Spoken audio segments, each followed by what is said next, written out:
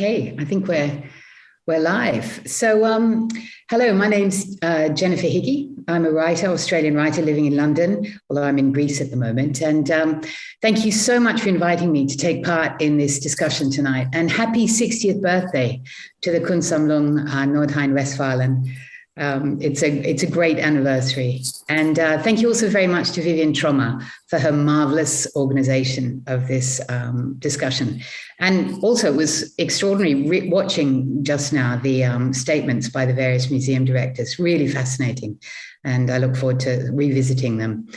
I'm honored to chair this evening's very timely discussion. How can modern and contemporary art museums meet the challenges of our time? And a huge question, and we'll be talking for about 45 minutes, and then we'll be taking questions. So feel free to post them into the chat. Without any further ado, please meet our wonderful panelists tonight, all of whom work with art in different locations and in different forms, from creating it to curating it and running museums for the display of a wide cross-section of art forms. In New Delhi this evening, we have Jibesh Bagchi from the Raqs Media Collective. And Raqs was formed in 1992. Its self-declared imperative of kinetic contemplation produces, in their words, a trajectory that is restless in its forms and exacting in its procedures. So it'll be very interesting digging down into that and how that impacts on the idea of what a museum might be in this day and age. Then, of course, hardly needing any introduction is Susan Gensheimer, the art historian, curator, and, of course, director of the Kunstsammlung Nordrhein-Westfalen. And very happy to meet you again tonight, Suzanne. We have Omar Khalif, who's a writer, curator, cultural historian, and director of collections and senior curator at the Sharjah Art Foundation. And then due to unforeseen circumstances, I'm afraid Koya Koyu was unable to attend tonight, but we're very honored to host a colleague, Storm Jans van Rensburg, who is the senior curator and head of curatorial affairs at Zeitz-MoCA in Cape Town. So welcome to all of these panelists in various parts of the world. I must say this has been one of the good things about Zoom, that we've all learned how to do this. We could never have done this, I don't think, 2 years ago. So it's great to be with you all. So I'd like to just jump in with a deceptively straightforward question. And that is, generally speaking, in terms of museums, what do you feel needs to change and what needs to stay the same? Perhaps, Suzanne, as it's your birthday, you can be the first respondent. What are your thoughts on this enormous question? Thank you, Jennifer, and thank you all, Jibesh, Omar, and Storm, to be here with us tonight. I'm looking very much forward to speaking with you the next 45 minutes. And that question, of course, is very large, and we are dealing with it since years, and we heard so many statements of very interesting colleagues from other museums in the world. So I think the main challenge for all of us is really to develop a consciousness of what are the challenges of the time right now, and not only generally, but also in our very specific urban surroundings. Every city is different, every public is different. So we really need to kind of balance a general, like awareness of a general situation in the world, and then a very specific one relating to our direct immediate communities. And realizing how our public has changed, who is our audience today, and how do we have to change our way of speaking to this diverse audience. And I think like in Düsseldorf, like one of the really large issues we have to change is the collection itself. As Anne Temkin just said, the collection is kind of the source of our identity. And for me, this is the place where we have to start. And in the case of Düsseldorf, we have a really very, very canonical, very closed, although like really great collection, but we have to find a way to open that up. This means strategically, intentionally focusing on integrating more female artists, on integrating more positions from non-Western countries to make the whole constellation much more diverse, much more opening up to the multifaceted public we have today. And this, the same thing, of course, this same approach relates also to our other programs, to the exhibitions, to the programs. But I think another issue which we all are facing at the moment is how can we change our inner structures within the museum? Like, for example, how can we more and more become sustainable? How can we more and more, like Francis Morris said, how can we become climate activists? This is not so easy to do. There are many questions involved and many impossibilities and so on. And one thing which I very much believe in, and because the question is also what should stay and what is good. And there's one thing I really think we should believe in and continue to believe in, which is that we are public institutions. I mean, not all of us, but like Düsseldorf is a public institution. What means public? To whom belongs our collection? How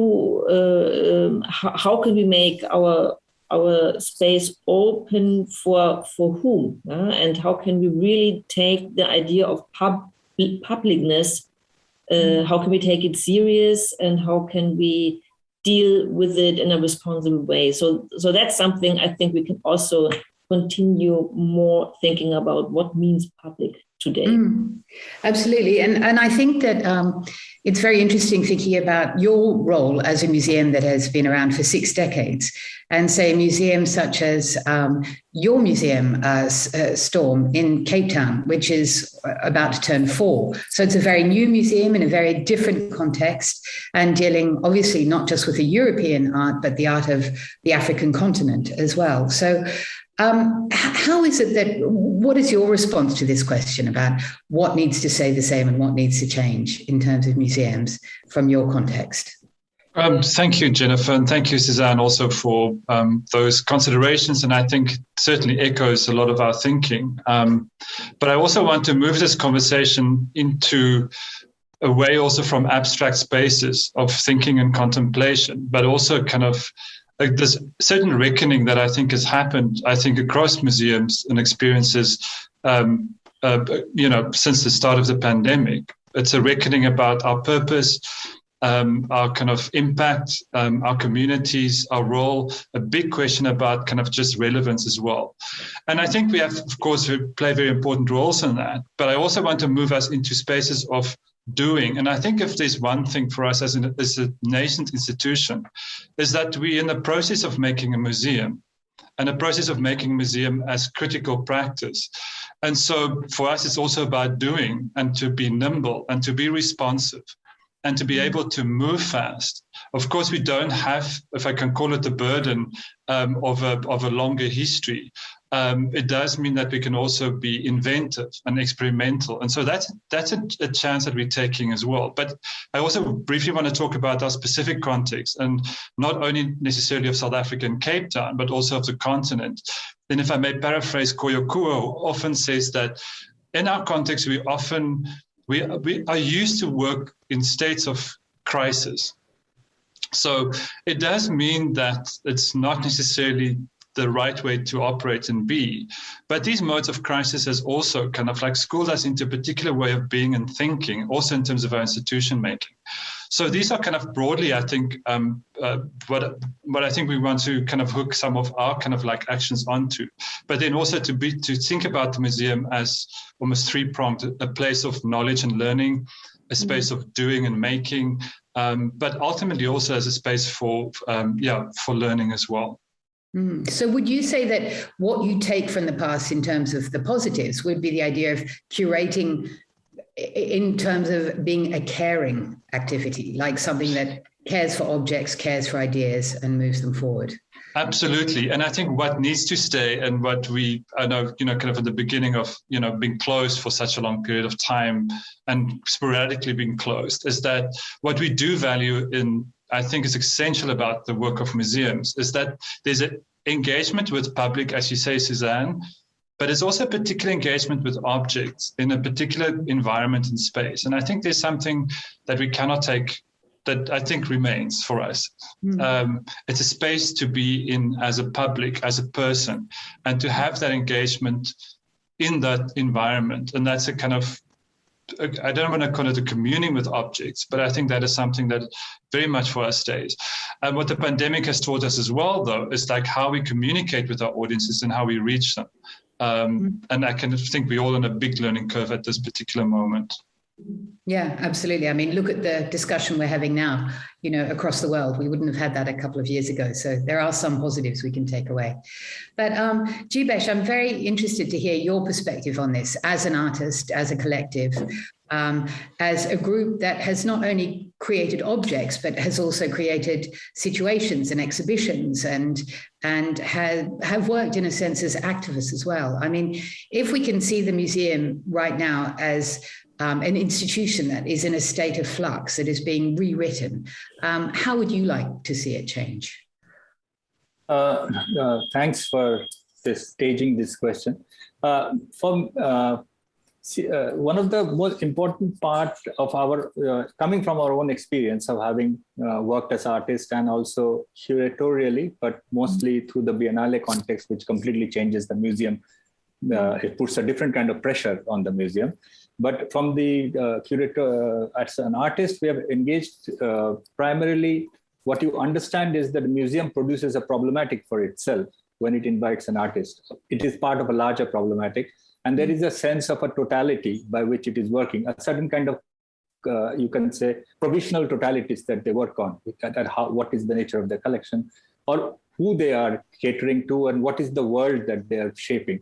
So these two, the problematic and the totality, is what constitute the paradigm in which you start engaging. So most of the time, our work with museum, and we are very lucky, we work with curators and museum directors who have engaged, who didn't have the idea of endorsement, but engagement. So exhibitions as an engagement, not an endorsement. And the second is that the relationship has not been ethnographic, but generative. This is a very important part, because coming from the various different sites of the world, one realizes that the form of engagement could be ethnographic, but that means you are kind of you have to give a sense of where you're coming from. But there could be another form of engagement which is generative, that you produce a different idea of a place, different imaginations, and so I think the contemporary tension of museum, the intellectual labor that goes into making of museums, the director, the curator, everyone, deals with this tension, the framing of the problematic, the questions of totalities that they are provisionally positioning themselves in, and the tensions between the ethnographic, the generative, and that's the kind of intense pressure. And if you say today, and you can see and it will emerge everywhere, we have three pressure points, broadly we can sense, is this the climate, the question of the climate, which is everywhere there is a pressure. The climate change changes the terms of how we relate to each other completely. The leaf falling here in one place has a dynamics, we know that. And then the next one is this shift to the decolonial from anti-colonial, post-colonial too, which is another completely different kind of pressure, which is kind of makes the pressure simultaneous. So earlier, the anti-colonial, you could have MoMA doing its whole collection and the big anti-colonial movement shaping the world, but there would be no dialogue. There was no dialogue, So it could be a lag. An elite can practice lags. There was no problem, but now it can't. So this is a very, very radical shift. Even the post-colonial, about 20, 25 years of lags are acceptable within the from late 70s to early part of 2000. But now there is no lag. So the pressures are simultaneous in all sides. And then third, the digital, you keep on this moment, this contemporary moment, the digital no longer is tertiary. No longer you can add. So what is done is that. So we kind of say that now the museum problematic is very different. And the totality that provisionally will be constructed by each and every one of the museum, the intellectual labor that will go into making of these museums discursively will be provisional, will be sharp shifting, and will be compressed by this kind of trans-global movement. Every point is to be asked the question how they're doing it. There is no, in that sense, a local movement anymore. So are you feeling, very generally speaking, more positive now, say, about the role of museums and your role as an artist within museums than you were, say, when you started out as a collective? Do you feel that these discussions have really radically changed over the last 30 years? It has become more porous. I won't say that it is more porous. There is more listening going around here, and the more scrutiny of museum practice. I think the last few years, one thing is marked is the scrutiny of the museum practice. And also, like, we are working in Vienna now in the Academy of Fine Arts. The collection is one of the oldest among art schools in the whole world. And the kind of generous way in which the whole administration and the collection curators and the full faculty opened the collection for scrutiny, for discussion, for even playful displacement. This is something that is happening with this present conceptual pressure in the world. And I think that is a very generative time for museums, generative times for artists, curators. It's a colliding time. It's not going to be easy. It is going to open up, and every opening up has also various kind of dust and hues, but it is opening up the confidence. Let's say there is more confidence in the air. I will move on to talk about the role of collections, which I think is a really potent discussion to be had. But before we do that, Omar, I'd love to hear your thoughts on, you are the curator of artistic director of a biennale that happens in the United Arab Emirates. And how do these discussions around museums and the role of museums impact on your practice? Well, I should clarify that I was only the curator of the Biennale for one edition with two others, but I'm a director of the foundation, Sharjah Art Foundation, which houses within it the Biennale amongst numerous other organs. The conversation around publicness here is very interesting because the organization that I work for in the UAE is a public organization, a government funded and run organization, but I also live between the UK and the UAE, and my career has been developed in various contexts, including the US, Africa, and West Asia, as well as the UK. And the notion of publicness in its very self, I think, needs to be interrogated, because when I think about publicness, I'm actually thinking about the way that we engage the public. Now, one of the biggest issues that the pandemic made very visible to me as a curator, as a director of a series of spaces, was that there is this expectation from certain publics that even after the pandemic, even after the economic collapse that followed that museums would still be able to put on these kinds of blockbuster shows that cost potentially millions of pounds to stage without a sense of awareness of the changing times. And I think we've created, as institutions, a kind of mega commoditization of the field, whereby institutions continue to physically grow and continue to look a certain way. And one of the things that I would like to see change, and something that I would say very much I learned from Sharjah, is the Sharjah Art Foundation is an organization that basically uses the existing infrastructure primarily of heritage buildings, many of which are under threat. So in our current portfolio, we have around 30 buildings. And what we do is we invite artists, architects, designers, and thinkers to use those spaces so that we can generate interest to be able to re-embody those spaces, those histories, and restore them. But what's particularly unique is that they spread across a huge expanse from one gulf literally to another. And that idea of the institution being dispersed, I think, is a very interesting idea in terms of thinking about how museums can change, because we cannot continue to assume that publics can come because there are numerous things from socioeconomic status, mobility, and so forth, but also the idea of having these plazas with all the museums in one place. Does anyone really want to see 6 museums in one day? Or do we want to also tailor to those specific subsets and communities? So I think it's one of the things that really has to change is how we think of the notion of public, and to actually stop using this idea of community outreach to, as if it's, we're doing something quite wonderful by reaching local communities. No, that should be imperative, I believe. Mm-hmm.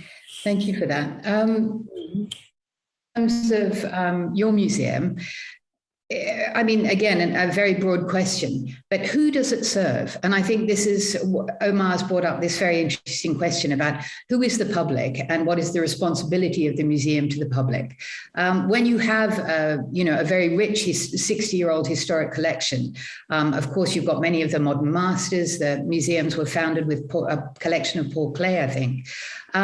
So how do you achieve a balance between, say, satisfying a desire possibly for seeing historic exhibitions and also serving perhaps debates around what museums should be doing? And so who is your audience, and what is it that you think that how you should best serve them? Sorry, that was a bit confused, but... whom did you ask, Jennifer? This is for you, Suzanne. Okay. Yeah, for your museum. I didn't hear that. Yeah. Okay. Yes, sorry. Yeah. Yeah. So in terms of your historic collection and the contemporary moment, who does the museum serve? What we do here in Düsseldorf is that we try to differentiate our program in that way that we have different narratives and different programs and different contents for different audiences. Like, for example, a younger audience which is interested in political issues. But then we have also our classical audience, which really loves the collection and wants to see modernist artist exhibitions. So we try really on a broad scale to offer many different perspectives on art and what we do. But in the whole, we do try to change the narrative as a whole. So how can we integrate issues which are of relevance to all of us, like, for example, climate change or political issues or issues of gender,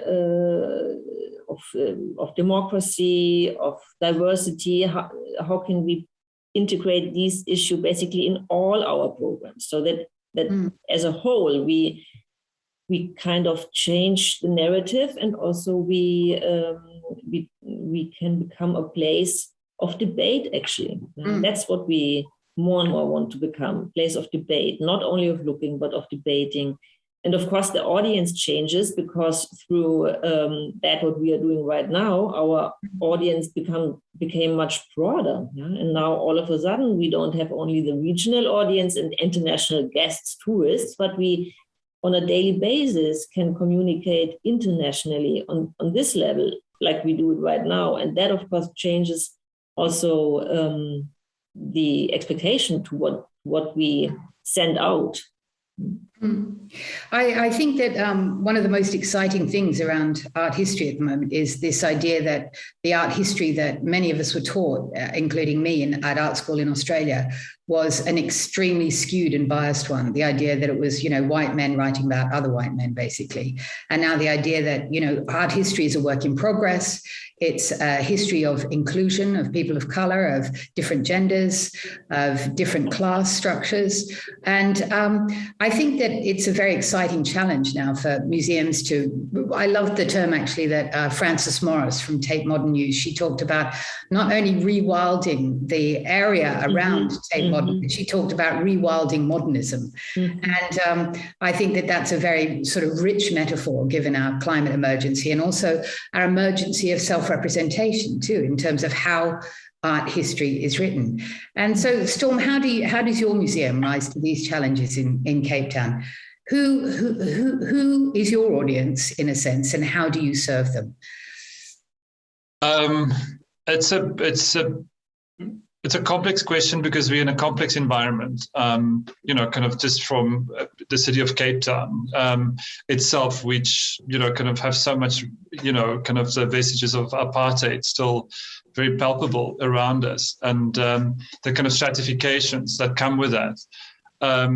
And so we're navigating that past very kind of carefully and in a considered manner as well, and understanding that, kind of this context require kind of special measures as well. And so there are many aspects and ways that we kind of address that.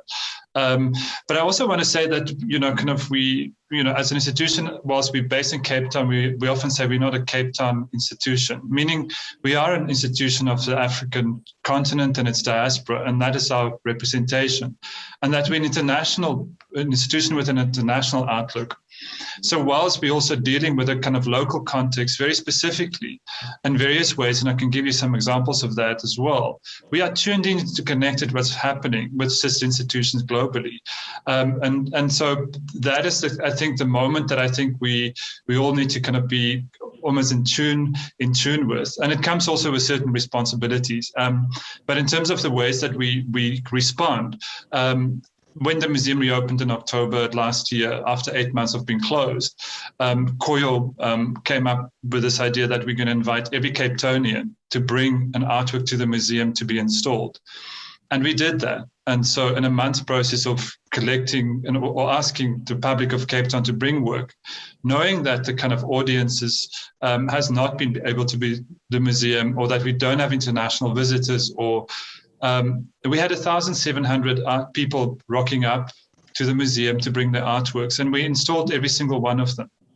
And that's one way, and not the only way, and it's not the solution necessarily to kind of systemic issues in our society. But this is a moment where I also think that the kind of like barriers that might have existed in the past, we have to really completely rethink. And so this, what I called Koyo's crazy idea, became really kind of a beacon in the city at this particular moment. And also kind of, I think, every time we've engaged with those exhibitors, the kind of understanding that art plays a real impact on people's lives, lived lives, outside of this kind of like rarefied environment of contemporary art and its markets. So I think that's one example of how that happens. Of course, we have a very strong Center for Art Education that does incredible work across communities. We are rethinking also how we bring practice into the museum through an atelier project. Making happens on site, engage with audiences at the same time. So these are the kind of ways that we also kind of like unpick some of that. But Omar, I really appreciate also your kind of suggestion also of the decentralization of the museum. And to kind of like really, I think it's a very valuable kind of a kind of prompt as well for us. But we also kind of invested in very specific architecture, and that is also what we've inherited. But I also want to come back very briefly also about, not to challenge you, but also to say that I still believe that exhibition making is a really valuable part of what we do.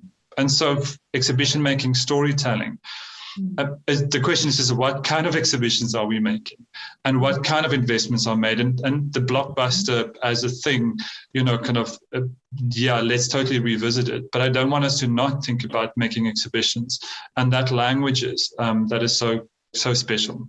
I think that absolutely. I think that's such a valid point around the idea. In a sense, what you're really talking about is criteria, in a way. If we've been challenging the Western art historical canon, I think that what comes into that is that museums are now reassessing the idea of value, not just the value of a blockbuster or a rich painting, but the value of communication and the power of art to communicate to very many different parts of society.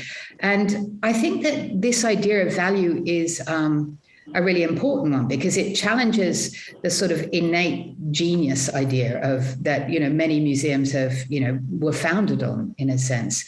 And so, Jibesh, I'd be very interested to hear what how you as a collective have dealt with this idea of criteria or value in terms of assessing what is worth representing, what is worth exhibiting, and what is worth promoting as an idea within a museum.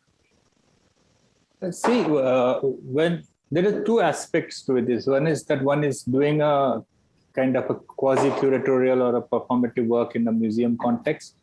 And sometimes you are yourself being curated and showing a work in a museum.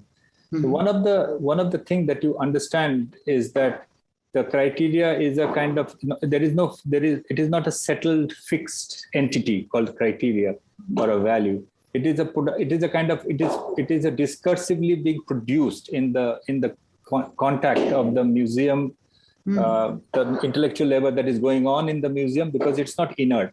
It's not an inert mass. It's a extremely dynamic intellectual labor that is on. When we were showing in K21, there is a lot of you realize that there's a lot of internal dialogue that is already happened for you to be made sense of, and the travel and the distance has already been at one level been worked on before that transformation of the act of showing is happening.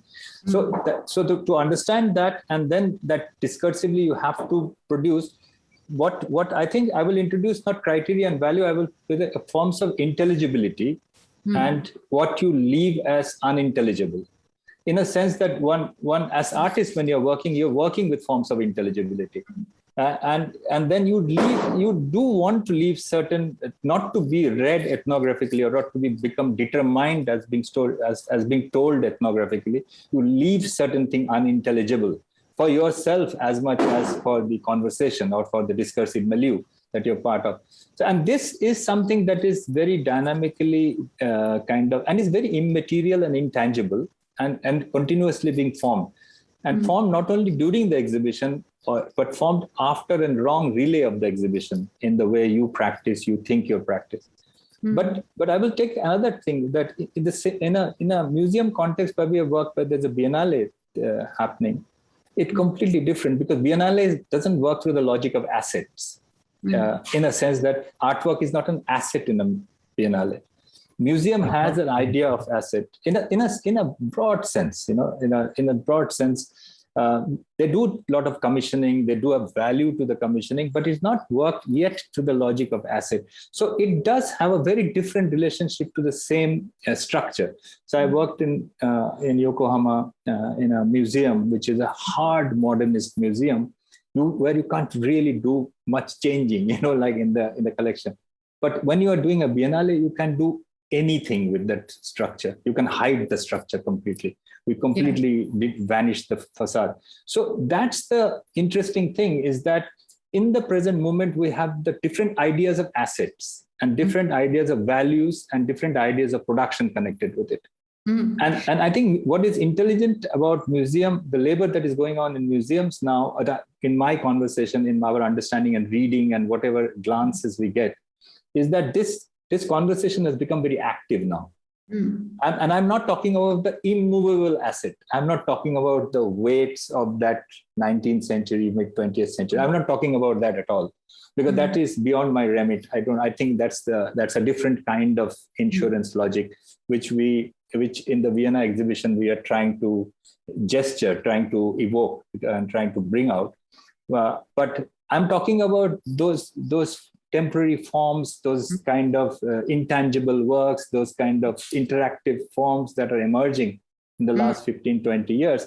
Those have not been settled as assets. Those have not been settled as forms that can be easily transmitted. And we are talking here about a very large group of artists all over the world, continuously moving and producing artwork. Yeah. And that is I think that's the turbulence of the present. And that's, I think museums, that's the museum's work now, will be how to engage with the turbulence.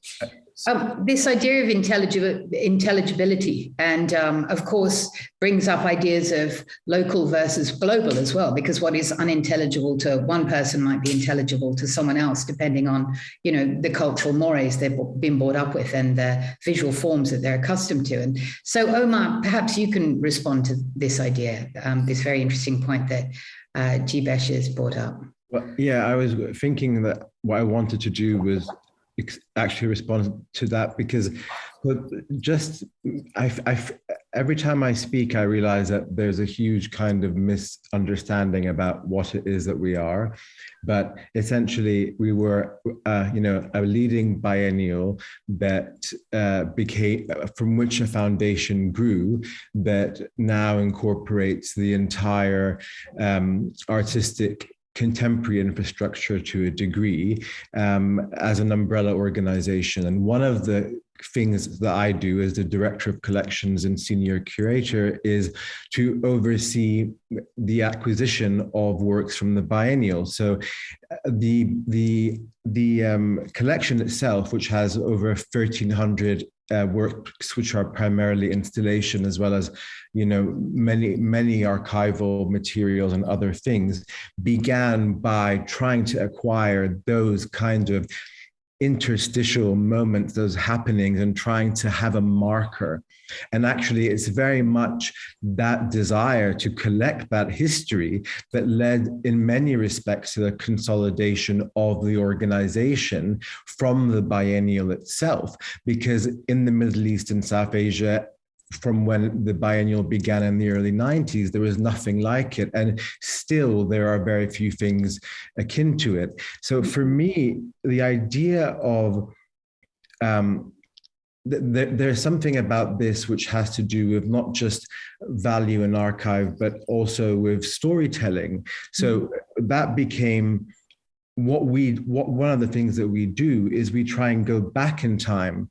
People come with memories of certain performances or installations, and we document that and research that and try and reconstruct or work with the artists to bring that in. But also then we, as a public institution, realized this is, for Sharjah, the main public modern and contemporary art collection. So we began to grow that by thinking of central nodes of research that came through and from these activities, these events. And I would say that, for example, the work of Okwuenwezor's post-colonial constellation in 2008 and the beginnings of third text would form a kind of art historical trajectory or lens for us to begin.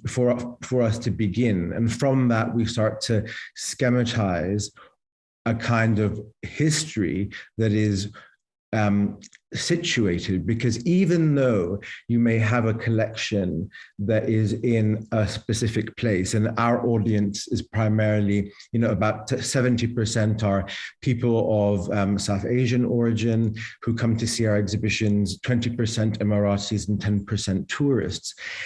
A lot of people still locally collect global, Western, international art. So the idea is that we have to create roadmaps that allow for languages of inclusion to be theorized and femitized, because we don't have that history. We don't have those books in Arabic for anyone to read. Yeah. I think that one of the very interesting points you bring up is the idea of storytelling and consensus.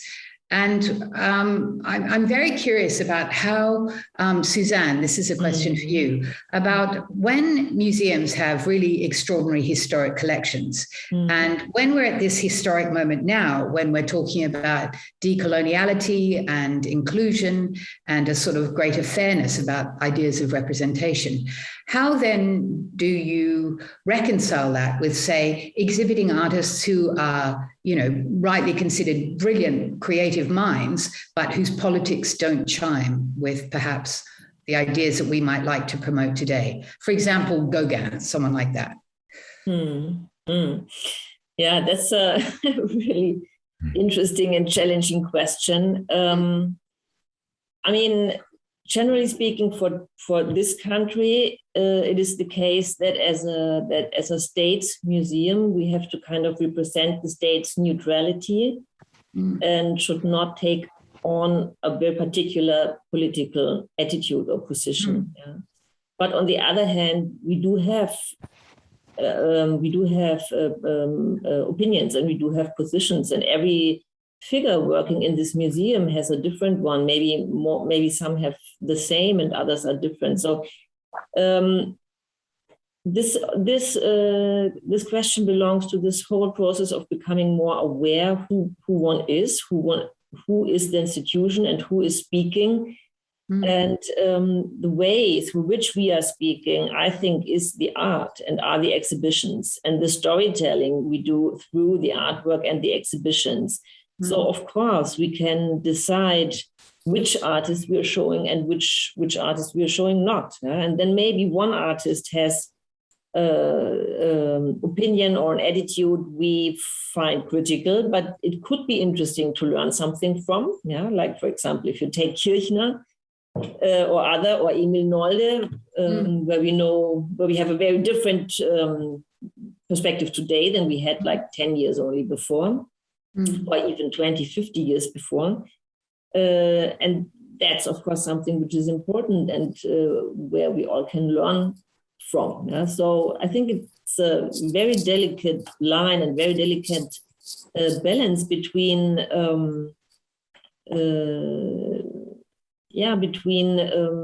being neutral and being political, and then also talking through the art. And what we show and what we do must not always be exactly what we believe in, but we have to contextualize it and reflect it on an historical level, and then see what we can learn from. I mean, this comes back to the idea of, some people have posited the idea that a museum or a gallery should be a safe space. But of course, that immediately is problematic because it's safe for whom? And does that mean immediately sort of sanitize the art gallery of any real debate? Because the gallery becomes so worried about offending, someone. There will always be someone who will be offended or who will be triggered. So, Storm, how do you deal with these questions around, problematic histories and how they've been represented and your role in showing them now? I mean, we don't, of course, have the, kind of those collections or holdings to contend with these kind of particular issues that I think you're referring to. But what I do think is that we have a position at the museum that, kind of that we don't necessarily directly respond to burning topical issues at the particular moment that they're in. But we do take a very critical look and embracing of difficult conversations and topics that's relevant for a period. So we are not, kind of shying away from a conversation about race, for example, But it kind of happens within the context, again, of a conversation about art and its, kind of attendant systems. And it would be often then in a conversation or a forum for conversation. And I think this is the place where I think it's very important that those spaces do exist. And so, I don't know if I answer your question entirely, but I think it's important to kind of be responsive to the issues of our time. And at the same time, I think it's also kind of like how that happens. So how do we create spaces for voices to be heard in a museum space? For example, and this, what I referred to earlier, the stories that we tell with our holdings and what that looks like. Because it is also about a kind of the ability for a visitor to come in with whatever world experience they might have and find something in the space of the museum that they can relate to or that mirrors something of their experience. And I think that's an important and very positive aspect for us about how we think about the museum. Absolutely. I mean, Jibesh, when you work with museums, I feel that you must, as a group, go in order to stimulate a debate around things, so that the idea of a safe space in a museum would be an anathema to you, I imagine. You would prefer it to be a place of dissent and discussion. And how would you respond to this idea of museums and safe spaces or places of dissent? See, the idea of the safe spaces is primarily about certain kind of aggressive dispositional behavior of some people of exuding power, and they would, and the opposition to it, that let's have it a little less of them, so you call it safe. But I think the idea was also that it is safe to articulate dissenting voice, but also now the tension is that everything is under kind of a surveillance scrutiny eye. I think that even the social media networks have become also surveilling. So the idea of how to produce dissent, what are the forms of language by which dissent has to be produced, itself is under some kind of big transformation. Like for us, a step into a museum or the collection is to ask ourselves questions about how history is narrated, how even time is conceived in museum. I think one of the biggest battle will be how time is conceived. You know, the very idea of what kind of biographical time and historical time, national times are intertwined. You know, individuals become the national time, and then it's very difficult to extract that individual out of that national time. So those kind of debates and discussions will be happening. But now the question is, we have to do it in public life more and more. So it's kind of safe is now. From what I don't know, but I know that it is now no discussion is now in isolation, or it is or there is enough time. There is Obama, while retiring, had this very interesting thing that Kennedy and the Cuban crisis had 13 days to decide, and now the event happens before like Biden. You can know the event has happened before Biden can respond. So he is called into a press conference after the series of events that has happened has changed Afghanistan's history. So the thing is that now the events are ahead of your decision to produce intelligibility and the decision about the event. So we live in this kind of disjuncted kind of time where so I think museums are also facing this. It's an artist. As artists, I know this is happening continuously, and I'm sure as curators we face it. And museum, I'm sure, is not an enclosed space anymore. It doesn't have that enclosure. It may have it in its idea of autonomy or independence, but I think it's now more entanglement has to be thought in. It is not an enclosed space that we're working. We're working in very complicated entanglements. And what are the platforms in this entanglement that we have to do? Yeah, and that's I think a very, very open generative time now for all of us. I've just seen that we've got 3 questions have come up. So it might be good. Actually, I think this first question really segues very well from what you've been talking about, Jibesh, in terms of our new understandings of time and different forms meshing. So there are no names on these questions, so I'll just say what they are. But how do you integrate VR and AI as sustainable media in your institution? So Omar, would you like to talk about that? I would say that no one has the answer to that, because most institutions don't have the funding to invest in that at this moment beyond in small bursts of projects. And Suzanne, what is the relationship of your institution to VR and AI? Actually, at the moment, we are producing a pretty large VR project together with Thomas Saraceno, and it is funded by the government of North Rhine-Westphalia. So, of course, it needs public or other funding, otherwise it couldn't be realized. It's interesting, and then also it is also part of our digital form of communication. So we during the COVID lockdown, we invented different digital forms of communication and also presentations of our exhibitions, for example. And so on that level, the way how we communicate, how we can reach our audience, these techniques do kind of have an influence or are part of the tools we are using. But what Omar says is totally right. It's extremely expensive. So we are pretty lucky here to have the funding to realize more or less of these projects. But yeah, it's part of our work more and more. I mean, looking at how museums have responded to the COVID pandemic in the last 18 months, it's been quite extraordinary, the rapid changes that have happened. I mean, even when I was in London, I was reviewing the Sydney Biennial, from the other side of the world, because they had an extraordinary online presence, and and I think that's been quite exciting, even though I'm quite old-fashioned and quite like looking at a painting in a room too, but I've got used to this. Storm, how is your institution responding to VR and AI? I mean, to VR, not in any way, kind of in a meaningful way at the moment, and kind of honestly also not really can be a priority because of the issues that Omar and Suzanne has mentioned.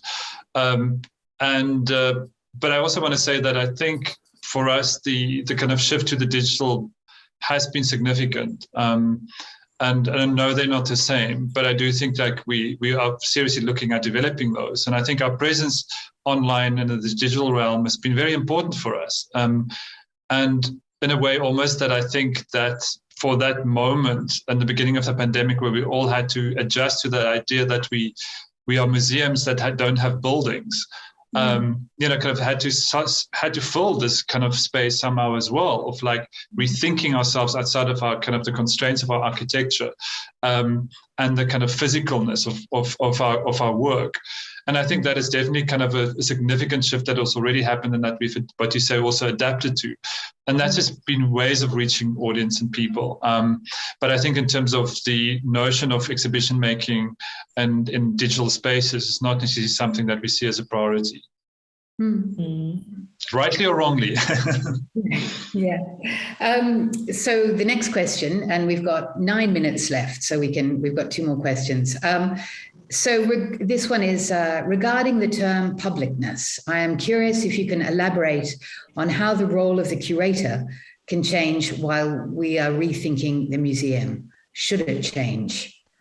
Maybe Jibesh, that might be a good one for you, because you're an artist and a curator, and I'm not in an institution. So, but what I think what is interesting now is that curatorial practice is one of those practice which has to think of large aggregates and very, very across different historical lineages and different time horizons. And this is something, I think this is something that yet curatorial practice or thinking about curatorial practice is not articulated. It is in the practice, but it is not articulated and expressed itself. It is still it is still publicly thought in terms of power, selection, inclusion, that kind of older trope of 20th century trope. Curatorial is now going to become more and more infrastructural. And more engaged with this kind of entangled times and histories. Because working as curator, you understand that you have to work with a very large aggregates of groups of people and networks and technologies, because there is no knowledge that is available for you to work with that kind of constellation. So you have to continuously converse and continuously work out the terms, because the dialects are multiple. These are not languages, So contemporary is very different from modernism, because modernism is a language with a military and it's very clear. The fundamentals are clear. Contemporary is dialects with very, very different kind of accretions, And so I think curatorial work will become a very, very significant practice in the coming time, and the intellectual labor of it will come through more and more. It will have to redefine itself and more explicitly work as serious intellectual labor work, and not just not publicly it is performed too much as within the 20th century trope of inclusion, exclusion, those kind of tropes. I think it's much more complex than this at play now. Yeah. Omar, how would you respond to that? How do you see the role of the curator changing? I mean, I think it's already changed, obviously.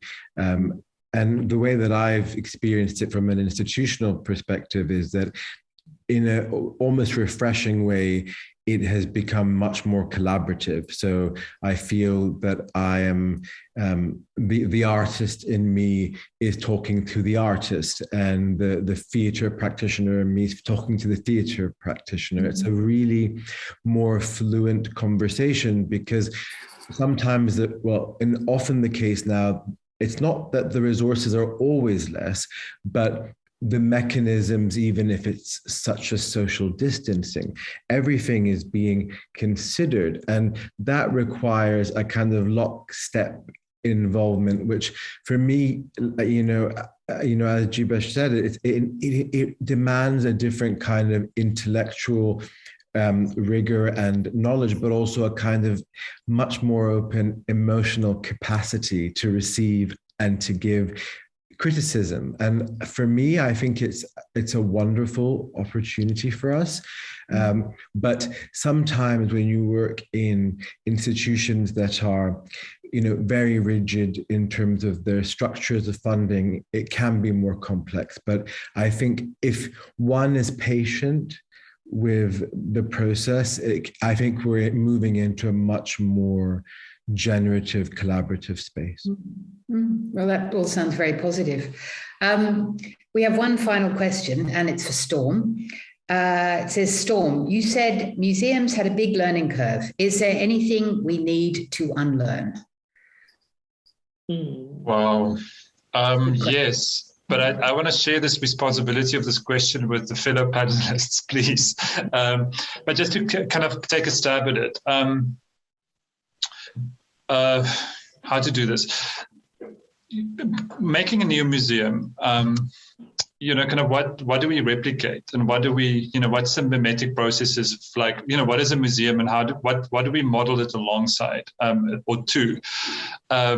And so kind of what do we bump up against, kind of in this process? And sometimes it's kind of very practical, and maybe it's anecdotal, but I'm telling you now. But when we opened the Atelier program and we invited artists into the museum, suddenly the systems that we've worked so hard to implement around kind of how objects come into the museum and how they're looked after, and kind of the regimes that, kind of control all of that. And suddenly you have an artist who is wanting to bring in a spray can, into the museum. And it sets off a whole set of like health and safety kind of alarm bells across the kind of spectrum of the institution, what makes this kind of institution. So while we're building a kind of rigidity around kind of special care, because we hope to get a loan from Tate Modern,